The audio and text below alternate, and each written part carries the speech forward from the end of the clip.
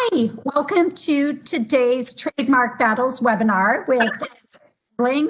Today he's going to be talking about oppositions and cancellation proceedings. I am recording this session, so if you missed something or you want to refer it to a friend, you can always go back and find it on the Surprise Economic Development YouTube channel. And we'll go from here. Welcome, Matt. Thank you, Julie. Good to be here. Thank you for joining us. We always appreciate your knowledge. Well, thank you. So as Julie mentioned, today I'll be presenting on Trademark Battles. And that's sort of an ambiguous title, I know. This kind of battle that I'm talking about, by the way, my name is Matt Grumbling. I am an attorney.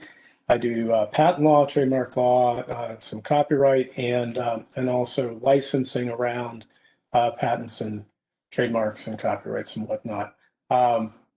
The type of battles that I am going to talk about in trademarks are specifically oppositions, cancellation proceedings, infringement suits, and what we call DJ actions or declaratory judgment actions. And I'll go over each one of those in order. The first one I'll talk about is an opposition. Now, where an opposition will come up is it's an administrative action to block registration of a trademark on the principal register. And I talked a couple of weeks ago about what the principal register is. It's basically once you get listed on the principal register, you have a few benefits in the federal trademark law scheme. You can file suit in federal court for trademark infringement. Before you get that registration, your only recourse is really state court. You have a presumption of validity because the trademark has been examined and it's gotten the stamp of approval from a trademark attorney at the Patent and Trademark Office. So that's a real positive. Then after 5 years, it becomes incontestable. And that incontestable is a term of art that basically means that the trademark becomes more or less immune to challenge. And when I say more or less, it's more, but there's a little left over, and I'll talk about that as we go through here. So the way this comes up is a trademark applicant applies for a trademark, and the trademark attorney does a search, determines that the trademark hasn't been used before, so there's no, or if it has been used, it's been abandoned. So there may be a situation, either of these can apply. It's never been used at all in connection with whatever goods or services the trademark applicant is asking for there to be protection for, or it was used before, but it was abandoned. And in either of those cases, the trademark attorney and the trademark attorney also has to find that it's not merely descriptive or generic. If it meets all those criteria, then the trademark attorney will send out what's called a notice of intent to register the trademark on the principal register. So if you're a competitor of this trademark applicant, you have 30 days after publication of the PTO trademark attorney's intent to register the trademark in which to file an opposition. Now, and I'll talk about the procedure there, but what's the basis for an opposition? Well, oh, by the way, this period can be extended. So let's say you want to oppose, you just discovered this, you can file a request with the trademark attorney to extend the period for a period of 30 days. And you'll get that automatically. There won't be any questions asked.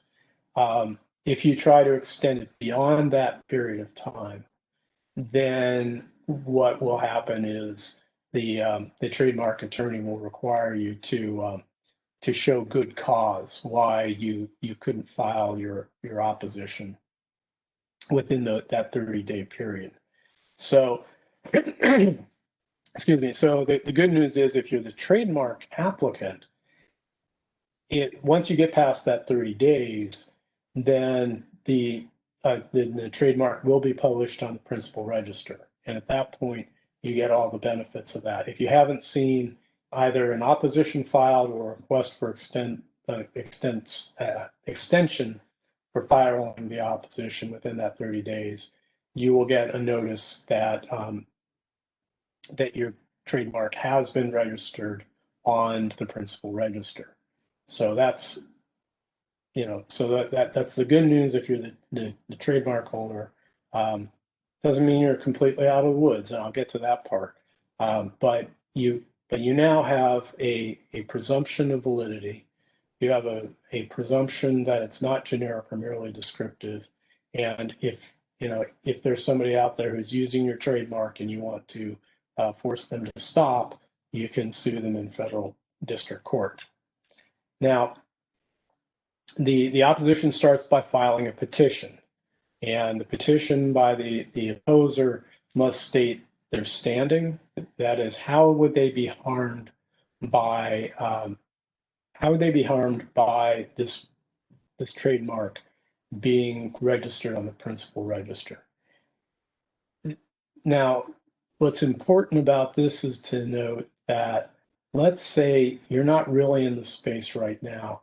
You just kind of maybe thought that maybe someday you might want to get involved in this space and you might want to use that trademark. You thought that was a cool trademark, you thought of it, and in fact, maybe you even thought of it first before you even, before you saw this publication of the intent to register. And you want to oppose it, you think there's some good reason why. Just because you think they shouldn't get it doesn't mean you should. It doesn't mean that you get to oppose it. You have to have standing. You have to say, for instance, something along the lines of, we are actually under this trademark, and maybe, and we would be harmed by this trademark being moved to the principal register because we could get sued for trademark infringement. But that's enough to connote standing to you. So the next thing after standing is you have to have your grounds for the opposition, and this is where and I'll let's flesh those out a little bit. Basically, the reasons that registration should be denied are the same reason that the trademark attorney would have or should have maybe denied registration. And they start off with likelihood of confusion with the same or similar mark. Maybe the trademark attorney missed something. Maybe there was some evidence out there that this mark had been used in commerce previously, and for that, for the registered or the to be registered goods or services, and there would be a likelihood of confusion with the same or a similar mark. Maybe it's a sound-alike mark that the trademark attorney missed because he or she didn't search all the different phonemes that could make the same sound, and that's enough. And a sound-alike mark when it's pronounced can end up invalidating a trademark. Maybe it's a symbol mark, and there was already a symbol out there that looked confusingly like it. Merely descriptive or generic. I've gone over these before. A generic would be something along the lines of trying to register a supermarket, let's say, for groceries. Descriptive. Actually, I think what you should do is watch my previous presentations on that. Is it a surname? Surnames are integral. he is a Czechoslovakian surname, and or something like that. And he just missed that. It might be geographically misdescriptive, and so it's actually misleading. Or the acquisition was by fraud. Let's say there was some sort of let's say the trademark applicant claimed that they were using the mark in commerce, but they kind of they mocked up their evidence of that. Those are all reasons that there could be, they're all grounds for opposition. So the procedure is it's a lot like a court proceeding. First off, there's a pleading that is, the petition has a pleading in it, basically has all the allegations of grounds for cancellation or the opposition of the mark. Then there has to be a service of process. It's just like a court. You have to formally serve process on the trademark applicant. Then the applicant gets to answer and basically say why the complaint, the pleading is wrong. And then there will be some period of disclosure or discovery, disclosures and discovery. There are mandatory disclosures, and they basically follow the federal rules of evidence or federal rules of civil procedure. So although Patent Office has its own take on that and they have their own rules, it's very similar to the federal rules of civil procedure. There are interrogatories, disclosures, and depositions, and then there will be briefs filed, and then there will be an oral argument, which is a bit like a trial, but it's not quite so formal, and it certainly doesn't take as much time. And by the time you get to that oral argument, basically the argument's going to be based on the record that's already been put together, and you're not going to have any live testimony. It's all going to be on the briefs and on the evidence that's attached to those briefs, and that evidence will be, nearly 100% in writing, unless there's some that just isn't possible to put in writing. So that's opposition in a nutshell.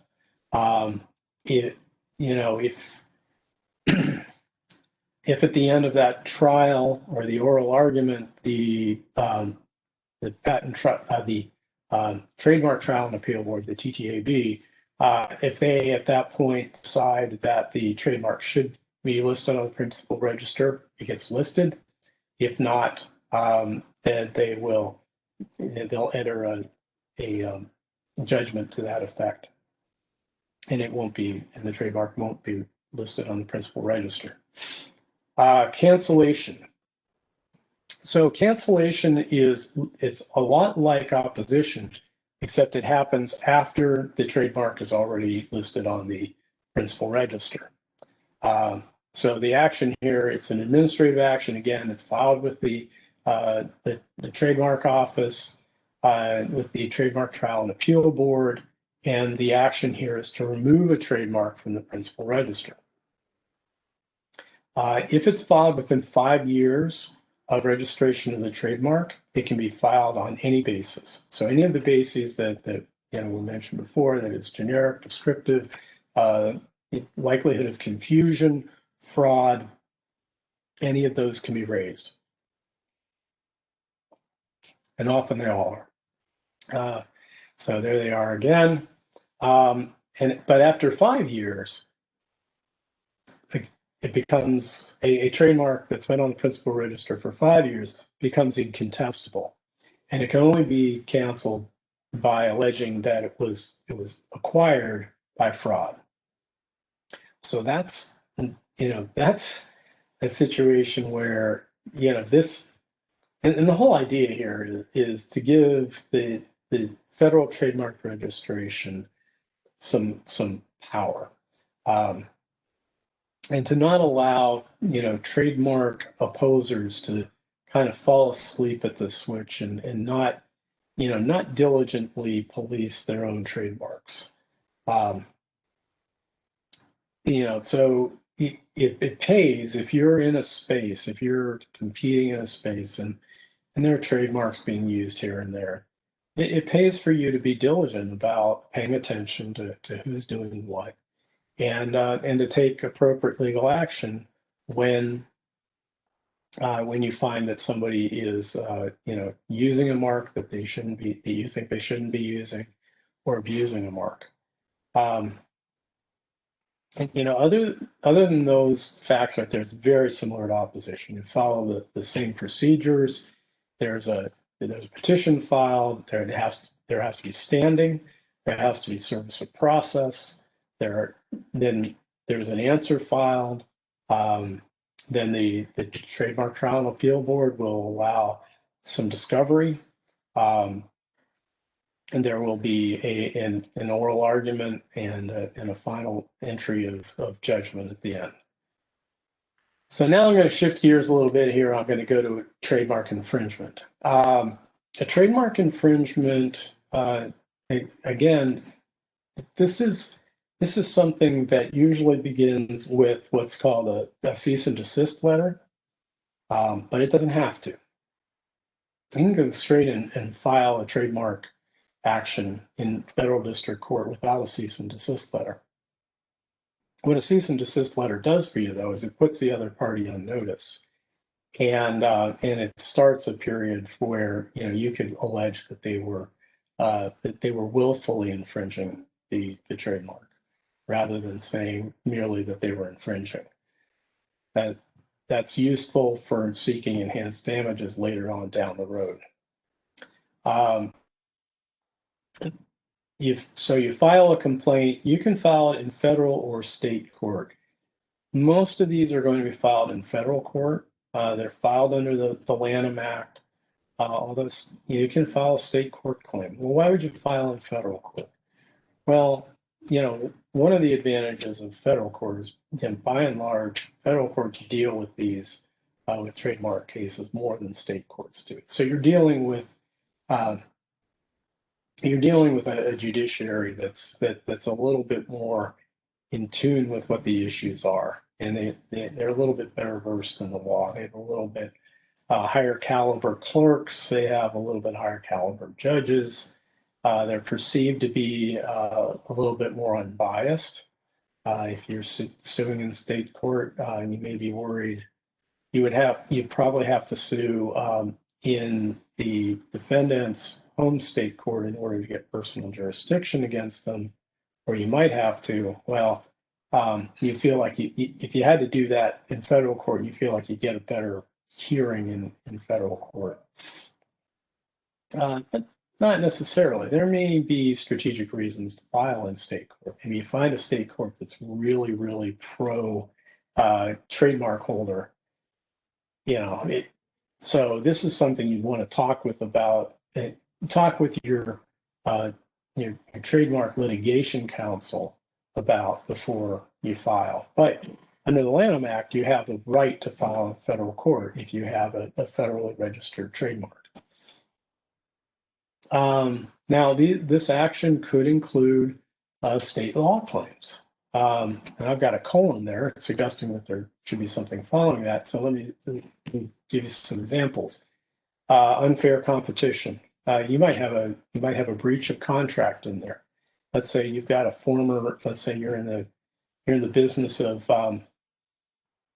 sales and marketing a certain type of product, and you had a salesperson who worked, or a distributor who worked under contract, and you had a trademark agreement with them, and they breached it, and now you're suing them for trademark infringement. You might throw in a breach of contract as well. So those are, maybe they're continuing to use the trademark without paying you the royalties. Maybe they're selling somebody else's goods under your trademark and in violation of your trademark, something like that. These things happen, and so you do have state court remedies on top of your federal trademark claims, and you should be able to exercise those as well, as long as they're reasonably related to the same same occurrences or transactions as the federal trademark. They should be able to ride along with the trademark. You might have patent claims in there as well. Once the complaint is filed and it's properly served, and you show your standing and all the other things you have to show, then the defendant gets to file an answer. They basically get to deny everything if it's deniable, or admit certain things that they don't feel prejudiced by admitting, and then you can continue on to discovery. You have mandatory disclosures, you have exchange of documents, and you have depositions, and then there will probably be, and I've left out a few things, there'll probably be some pre-trial motions and whatnot, and then finally you'll have a trial. Now the trial can be to a jury or a bench trial. Bench trial is basically the judge hears the case. Whether you choose a jury trial or a bench trial is again a matter of strategy. If you're seeking to minimize the cost of this trademark infringement lawsuit, you might go with a bench trial. If you are looking for a big award, and there, and you feel like you can make a really good case that the infringer has stolen your mark, and you might feel like you want a jury trial for that case. The defendant is entitled to a jury trial on issues of disputed fact. So if there are disputed fact issues, they can demand a jury trial. If there are no issues of disputed fact, generally it'll be tried by the court, or by that I mean by the judge alone. So that's and trademark infringement cases can be expensive, and they can either be very fact intensive, or they can be just a pure question of law, and they might take years to resolve, or they could settle pretty quickly. The next kind of action that I'd like to talk about is what's called a declaratory judgment action. Now, back here in the normal trademark infringement case, you have a complaint filed. The plaintiff in that case is normally the trademark holder. The defendant is then the alleged trademark infringer. The positions are flipped in declaratory judgment. Usually, and here I said the roles are reversed, right? Normally, the plaintiff would be the trademark owner. In this case, in a DJ action, the trademark owner is the defendant, and who would normally, the alleged infringer would then be the plaintiff. So the plaintiff here is seeking a declaration from the court that the trademark is invalid, or it's not infringed, or something like that. And if a trademark is incontestable, of course, it can only be canceled for fraud. That doesn't go away just because the plaintiff here is the alleged infringer. What does change is potentially where this action may be filed. So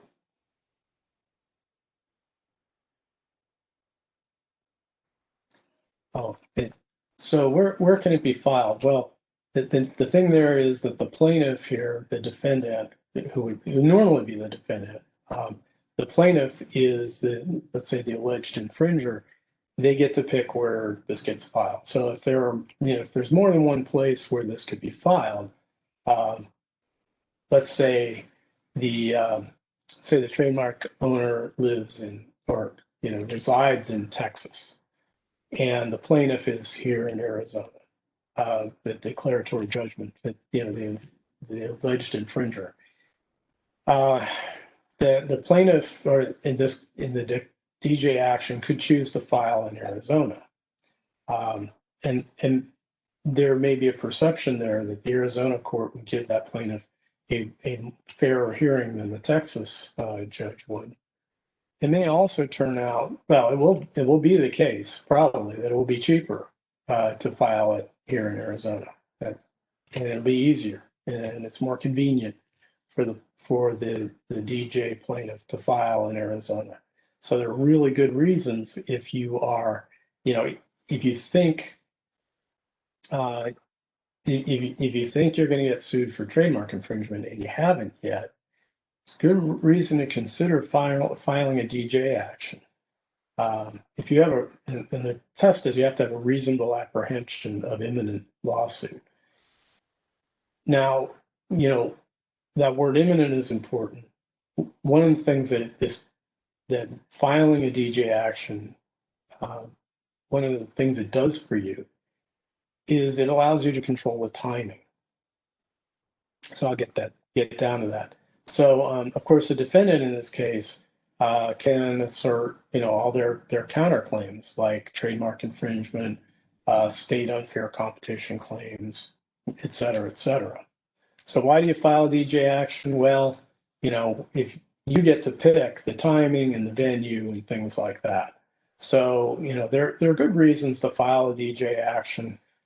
These are things where, if you're an alleged infringer, let's say you've gotten a cease and desist letter, and they haven't gone as far as to say, look, we've already filed a lawsuit and we just have to serve it. But you get this and you run to your trademark attorney and you say, what do we do here? You talk to your trademark litigation attorney and they say, well, one of the things you could do here is you could file a declaratory judgment action. Why wouldn't you do it? Well, you might be seeking a license, or you could use the DJ action as leverage in getting a license to the trademark. These are all possibilities. So it's one of those things that you have, in your quiver of the possible things to do, or you can just sit and wait to get sued, and then answer, as a defendant. So and that's all I have for trademark battles, unless there are any questions.